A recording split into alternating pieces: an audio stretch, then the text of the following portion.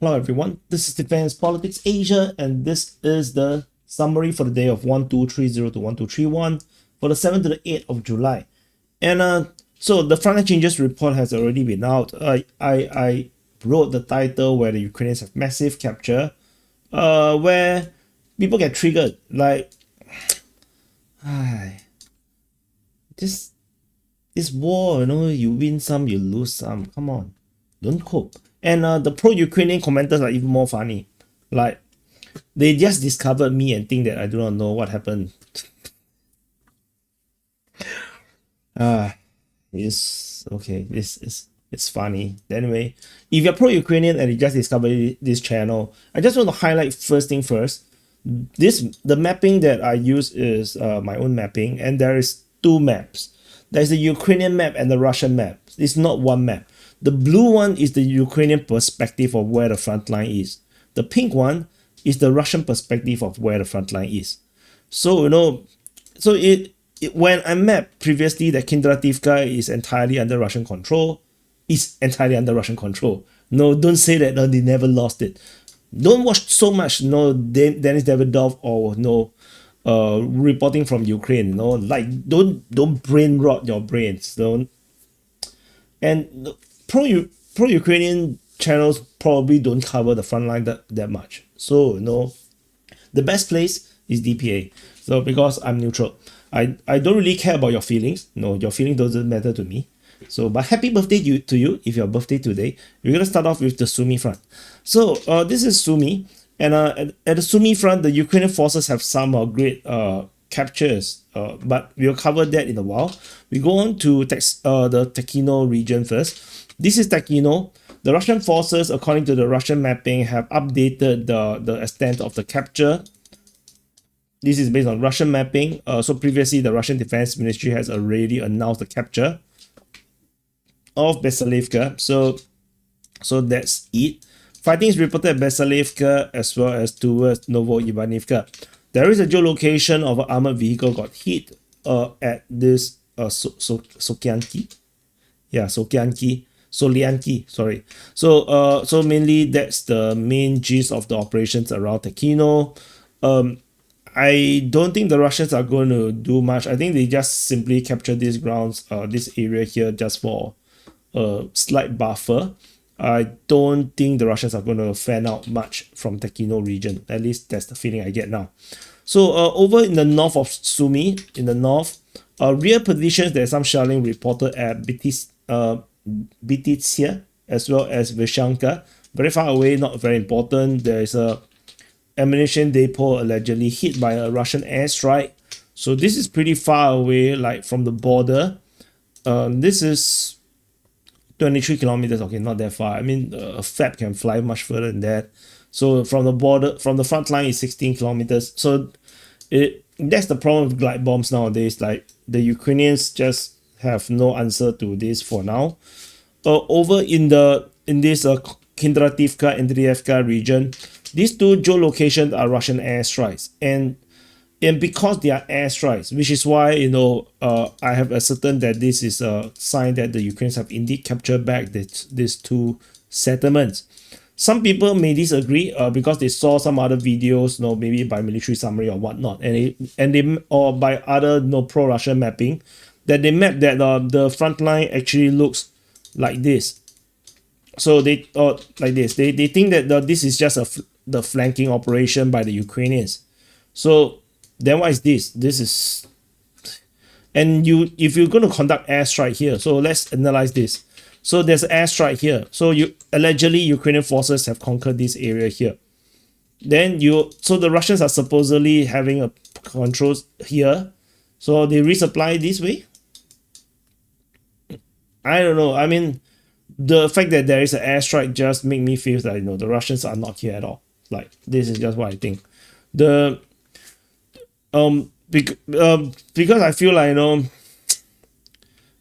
this is just what I think. I may be wrong. Maybe they are right.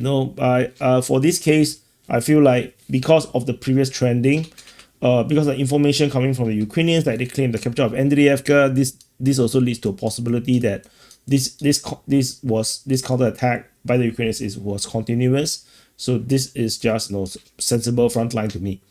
If the Russians is like this don't feel very sensible to me. This feels a bit weird, like little bit. I mean, there is a river here, maybe possible, but yeah, I rather put it like this.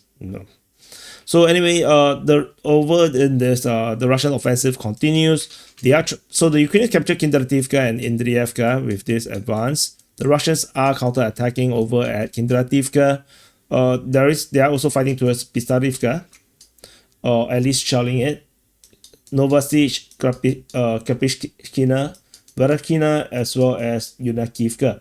Geolocation of Russian forces confirms the Russian presence in the north of Yunakivka. Nothing particularly special about that. So the Russians definitely either they are unable to push more, or they're just happy with the lines there are. Except that this area here, the Ukrainians did capture the place, and probably is not even new. I don't think it's recent, because like I mentioned before, the Ukrainians have claimed the capture of Andriivka since the 22nd of June. This is not new. This is just not new. Anyway, that's what it is. Over in the Gornau region, we have fighting reported at Sadki, and there is fighting reported at Zapsilia. And in the Gornau region, the Russian mapping have mapped this semicircle, this circular front line. Clearly, the front line can't possibly be circular. This doesn't make a lot of sense, but they basically just try to claim that this entire region has been secured by the Russian forces. So we shall see how this goes. This leads to some big frontline change, but we shall see. But I don't think the Russians tentatively is going for a buffer in this area. At least that's the feeling I get now. Zapsilia is mentioned by the Russian Defense Ministry. They did attack some Ukrainian forces here. Ideally is that they should capture Myropilia, Zapsilia, perhaps even the Veliki Rybitsia, and perhaps Mauritia. So, or at least not Mauritia, but then at least the forest in the north nearby. So that is what I have previously told you guys when I was like plotting where the buffer zones might be. So that's all from the Sumy front. I'm just checking my table. Yeah, that shakes the camera too. So we move on to the Kharkiv front. So this Kharkiv, at the Kharkiv front, we have fighting continues across the border, across the whole stretch of the Kharkiv front to stretch the Ukrainian forces. Fighting is reported at Kozacha Lopan, Zeleny. You can see this is like a very like offbeat, very far away, here and there, kind of just distractions, I would say. And there is also fighting continued over in the Voschan sector with the skirmishes within the battle of Voschansk, and Hatishev continues in this region here. So mainly that's all. Nothing stands out for me in this region here.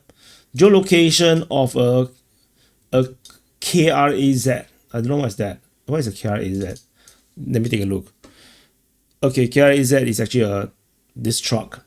So this Ukrainian logistic truck. So it's a truck. So there's some logistic thing over there got destroyed. And then we go on to the Voreshna front. So this is Voreshna, and at the Voreshna front in the far north, in the northern flank, fighting is reported still at Ambarny, according to the Ukrainian Defense Ministry. There is shelling reported at Veliki Bolok, very far away, not particularly important. This is probably a military HQ, because this area here, this has been shelled before, and and it's in a very strategic spot. So with a lot of roads coming out of it, so there's not entirely impossible.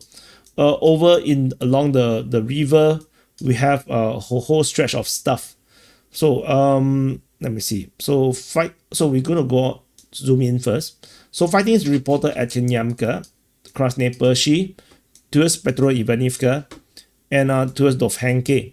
So and then there is some frontline change around this sector at Dovhanke. Zooming in, this is a Russian claim. So the Russian mapping have mapped that they have control over the two forests around here of Dovhanke. So the one in the west is expected, because you they are the Ukrainian map this area here as gray zone, which is kind of weird. This forest here is possible given the tide of war and how things are progressing. Capturing of this forest is not like impossible. So fighting is reported towards Tofenke, as mentioned just now. But the Tofenke is claimed to be captured by the Russian Russian forces by the Russian Defense Ministry since the 19th of June. We don't have corroboration for this, so no, even the Russian mapping don't even map it as such. So around Voreshna itself, we have fighting reported towards Kukivka, and fighting is reported as Zapadne and towards Doroshevka.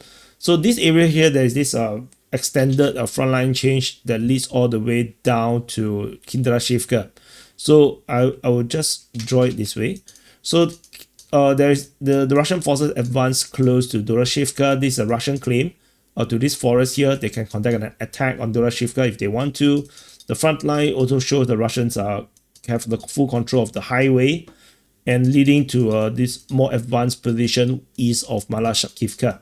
So, so thus nothing looks particularly out of place. It all looks plausible. Someone wrote in the comments in the last video or the last video, say so many should, maybe, probably, possible. Like, the person want me to be more exact. The reality is nobody knows what's the truth. So how can I be exact? If I say 100% is going to be like this, then I'm probably lying. No, because I don't know. All these are just on third-hand information. So no, so we don't ask for precision for things that it's supposed to be vague. And honestly, even the command post, even the troops on the ground don't even know what's the reality, because you only know the enemy is there when you get shot at. So the truth is that you don't know. Nobody knows. Everything is just an estimate. So this is not a computer game, you don't know the units are actually there or not. So I can only say good probability, high chance, or at least there is corroborating information that we can confirm that certain information is true. So this is just some journalistic ethics, I feel. It's a journalistic principle. So so we should follow that. So around this southern part, as mentioned just now, the Russian forces seems to have advanced east of Malashkivka. The Russians also seem to have expanded their zone of control around Kindrashevka. So, and the gray zone on the Russian mapping stretches all the way to Ratkivka in an attack coming from the north. The Russian mapping do not have these DPA's mappings flanking operation coming from Hulibivka. They don't have this. So the Rybas mapping, the pro-Russian mapping, is actually coming from the north. For us on DPA, we come from the east, where the Russians are still fighting in the region of Hulubivka. So this is the situation in this sector. Fighting continues. The Russians did announce the capture of Kindrashevka like more than a week ago. Yeah, this is not entirely corroboration, so we don't know for sure. Over in the Kupiansk front, this is Kupiansk, and this is the Kupiansk front. And at the Kupiansk front, we have in the north fightings reported towards Kupiansk and towards Petropavlivka as usual. As mentioned just now, fighting in the region of Hulubivka is mentioned. West of Kupiansk, this claim of Russian capture of Solobivka and previous claim of Mokovka, not corroborated yet, no intel on this. So yeah, very suspicious. In the south, we have fighting reported as Stepova Novostalivka as well as Klushkivka. So so that's all for this region. And so moving on to the next front line, which is the Borova front.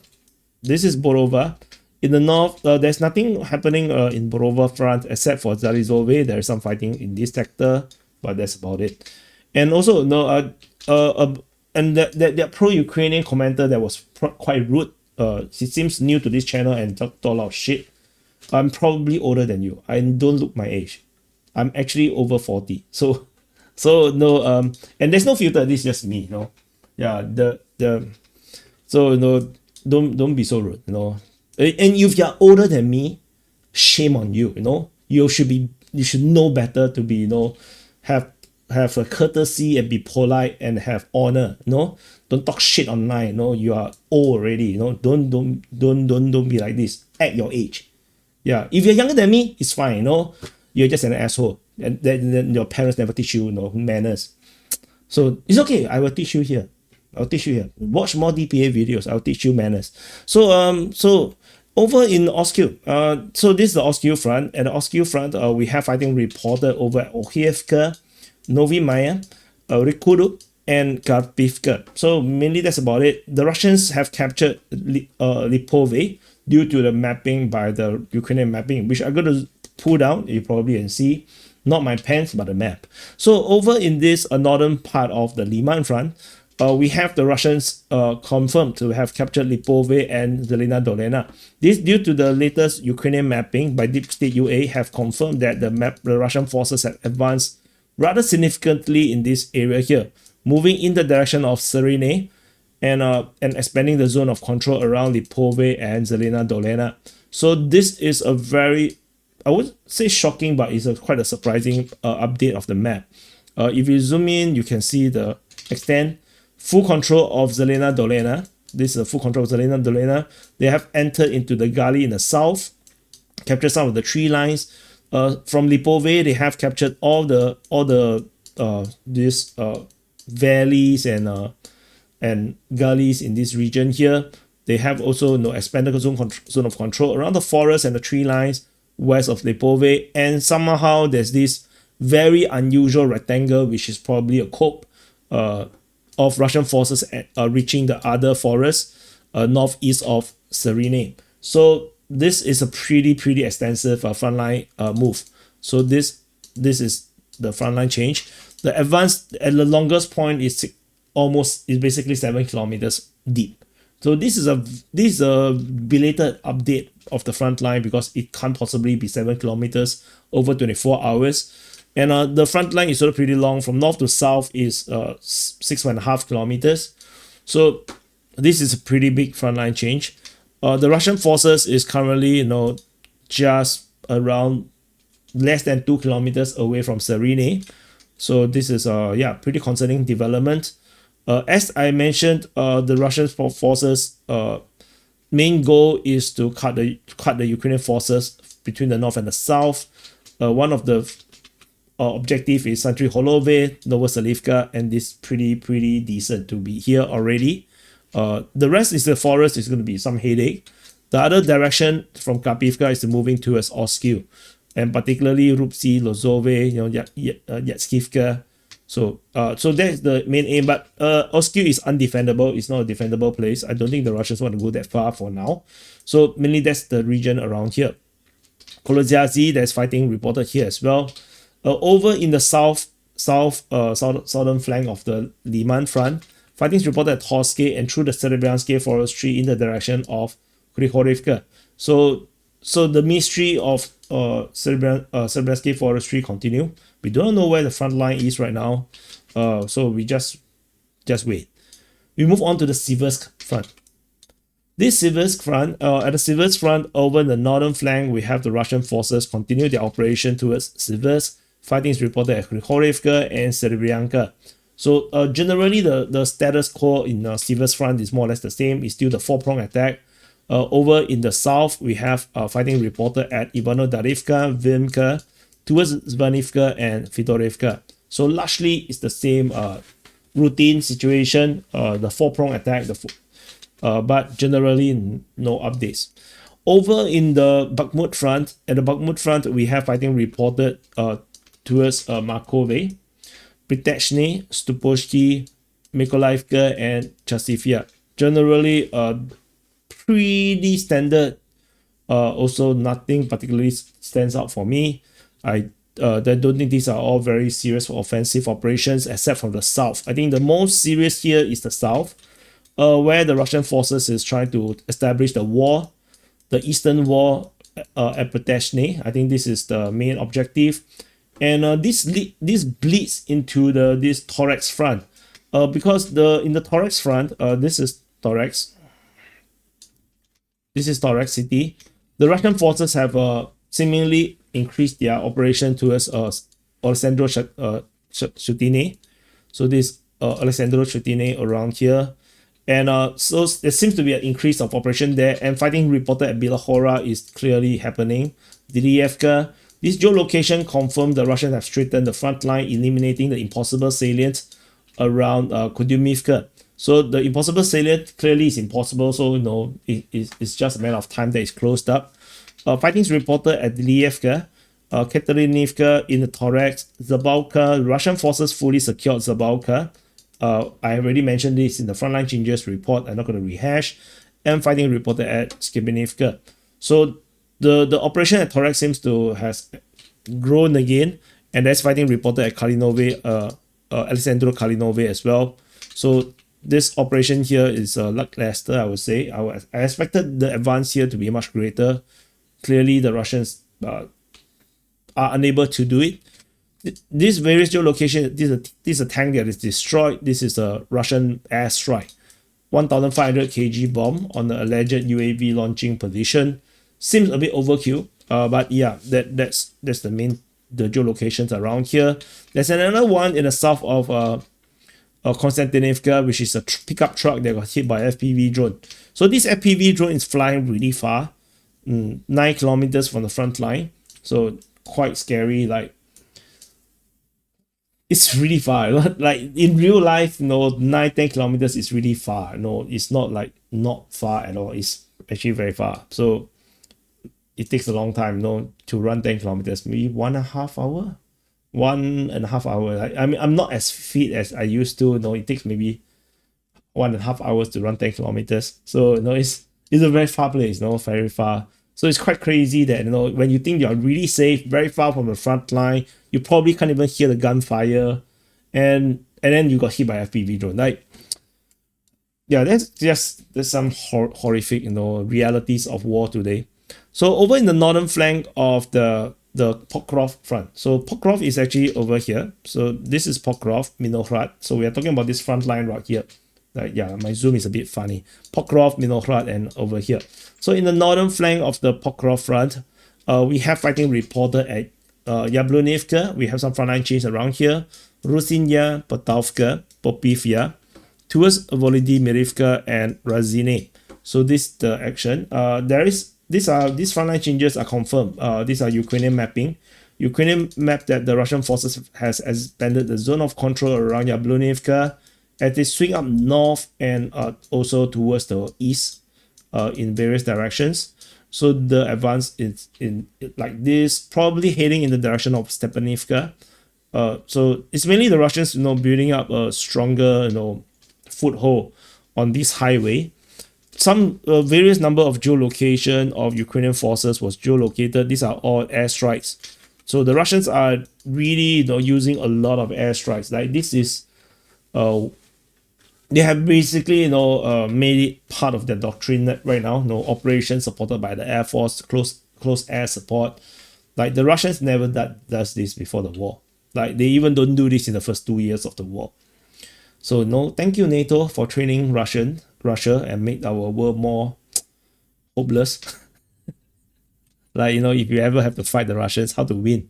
Anyway, there's an artillery system of Sofievka. I mean, if you are pro-Russia or you're Russian, it's good news, like very good news. But of course, this comes with life.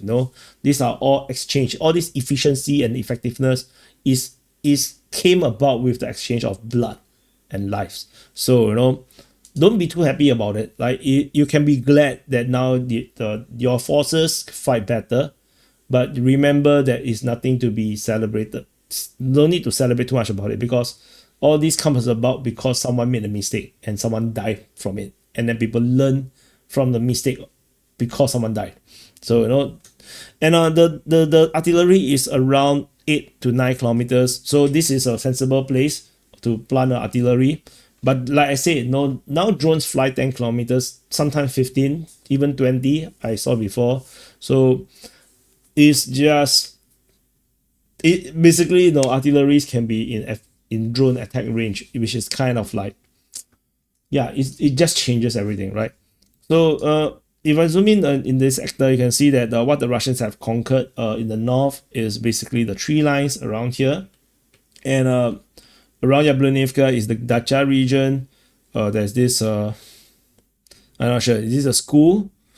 Yeah, so basically, that's the kind of territory that the Russians have has established control over.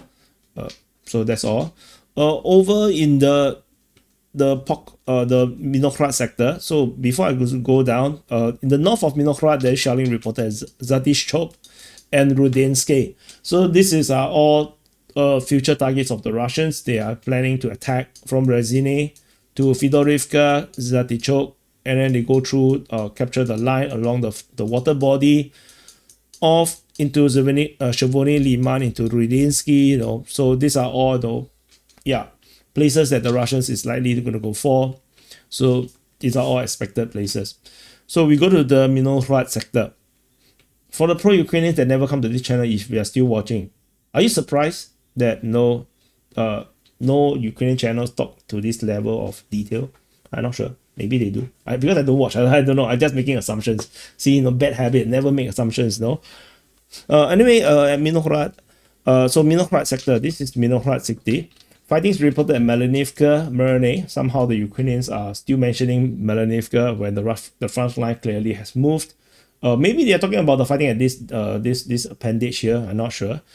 Fighting is reported at Novoekonomichny, Marolibivka. So there was this geolocation of Russian forces entering into the bottom of Novoekonomichny.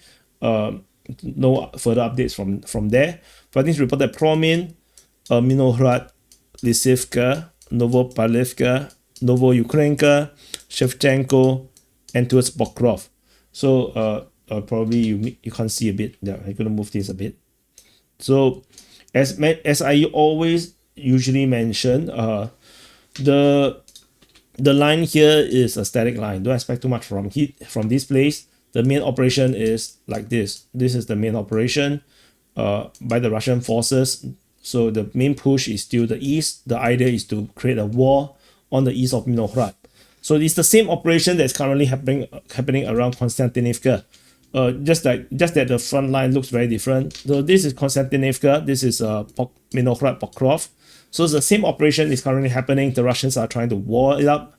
So similarly, the Russians are trying to wall it up. Basically, they want to wall it. Actually, they want to wall it like this. So in Konstantinivka, they probably want to wall it like this. So this is the plan. This is the plan for the Russians. So just in case you are not aware of, if you don't watch my reports. So over in the Pokrov sector, we have fighting reported at Budashny, towards Modetsky, Novosahievka. Shelling is reported at Hreshine, and fighting at Vivorove, Shevchenko, Pokrov, I already mentioned just now. So this area here, so far doesn't feel like much. It doesn't feel like there's some serious push in this sector. Shelling reported at Hreshine is, to me, more interesting because they have kind of ignored it for a while. So the Russian Defense Ministry have announced the attack of the Shelling at Hreshine. I wonder if this could actually be an operation from Kotline towards Hreshine. That is also not an impossibility. So because it's a Russian report, it's a bit hard to tell because in their reports it's very hard to tell which is actually just attacks, like standoff, long range attacks, or are they assaults. They usually don't specify clearly, so we have to estimate based on the mapping. So the mapping is very important to understand the Defense Ministry's reports. So to understand what the hell is actually happening, because sometimes the both sides do say things that don't make sense, and if you have the map, you will know that they are talking nonsense. So, but the thing is, most people who read the reports may not understand what's happening if they don't have a map. So it's easy to dupe people. Like many of the pro-Ukrainian propagandists and PR, a lot of it, people just don't know what the hell is happening, and they think that Ukrainians are doing very well. The reality is that the Ukrainians are struggling really hard right now because they just don't have a lot of things. And nowadays, I think the propaganda is getting very confusing because at one time you are saying that the Russians are losing badly, losing a lot of men, and on another time, they are saying that the Ukrainians are not winning the war. And then suddenly the Americans say that no, there is no chance of winning the war, they don't settle. Then suddenly Zelensky changed his word saying that no, there's no way to get back land. Then suddenly, this all these very conflicting things, and it's very confusing because they don't watch DPA. So anyway, press the like and subscribe. And subscribe, we're going for 100,000. So fighting is reported at Muravka, Kotlyarivka, as well as Horikove. So mainly that's all. Nothing new about this. We go on to the Koma front. So exhausting. So exhausting. So this is Koma. And so at the Koma front, we have the usual. Fighting reported at Oleksievka, Zeleny Kut. This is a bit more interesting. This is by the Ukrainian reports. Fighting reported at Dashny, Yalta, Zaporizhia, and then the Russian forces conquered Tolstoy because there is geolocation confirming the Russians' capture. Fighting is reported at Rikudup, but Rikudup is also already captured. Fighting is reported at Merne and Koma. Yeah, there's some mention of Koma. So, and the main updates is over. There's also fighting reported towards Filia, by the way. So so that's the main gist of the general strategic situation around here. There are some frontline changes in this sector here. So first thing first is this impossible salient. Impossible salient is so So this nothing really to talk about. Over in Tolstoy, Russian forces previously raised a flag at this southern part.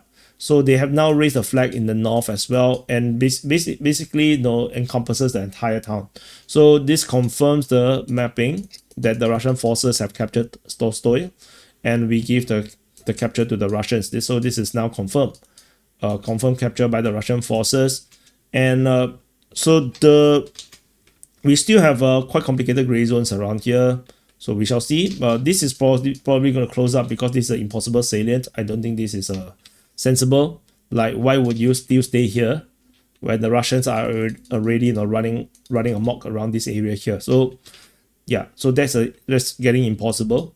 So we move on to the south. So I can't. So never mind. So over the Shevchenko region, fighting is reported at Fedorivka, towards Voskresenka and Shevchenko. This on its own, nothing particularly special. Over in Venepole, there is geolocation, two geolocations that confirms the Russians have expanded the zone of control around Venepole, fully confirming that Venepole is now fully secured in the west and in the north. So Russian forces seem to be continuing to push. This is a fortification, so yeah, that's a good position for the Russians. They're probably going to go down the tree lines and continue to storm out. So there's still, let's see where this leads to. It leads to a river and then Komishuvaka. So yeah, so you're going to be some grind to reach to Komishuvaka for the Russians. Over in the south, there is fighting reported at Novosilka, Zelenipole, as well as Novopil. Otherwise, yeah, this on its own, nothing new. Geolocation of Russian airstrike on Temerivka probably is aiming at the fortifications, I guess, and the housing around here. So that happened. Otherwise, we go on to the Zaporizhia front. Zaporizhia. And the Zaporizhia front, along the front line, we have fighting reported at Melanivka, Malotomashka, Novodanilivka, towards Orikhiv, Novoandrievka, and also fighting. There's some updates around Kanyamsky. I just realized my mouse DPI is a bit high. No, that's why my arrow looks like crap. So let's see. I can draw better arrows with a lower DPI. Yeah, you see, it's not so much prettier. Should have known better. So this Orikhiv one, there's a lot of arrows here, but this is a 2-day report. So we'll wait tomorrow and see how this goes. At Kanyamsky, the Russians have announced the capture of Kanyamsky on the 8th. And the geolocation of the flag raising confirms the Russian control, at least along this area here. Kanyamsky's capture is not fully corroborated, and Ukrainian mapping have updated the Russians have also a better bridgehead around here. Fighting is now moving into Plavny, and fighting is still ongoing in Kanyamsky. So let's see how this continue to go. The Russians still have some bits of Kanyamsky left. They need to conquer, which mainly is over here in the southeast, and probably securing the fortifications in the east. So yeah, some way to go, and probably the Dacha region, doesn't look fully secured yet. So anyway, that's all from Kanyamsky, and we go to the last front line, which is the Kherson front, or the Kherson front. There is shelling reported at Mikhailivka, which is like far away, and there is also Sadove as well as Antonivka, which is pretty common for shelling to be reported here. There's one instance of attack around the front lines at Kherson. Not sure where they said the fortification was attacked, but yeah, that's it. So anyway, this is the frontline changes. No, these are the summary for the day of 1230 to 1231 for the 7th to the 8th of July, and we are now in the 9th of July. So the latest frontline changes as per this recording is already all inside the mapping. I already covered it, so in case you do not know. So that's it. Oh, so tiring. So thank you, and I'll see you guys. Press the like button, subscribe. Happy birthday to you if your birthday today, and I'll see you guys in the next update.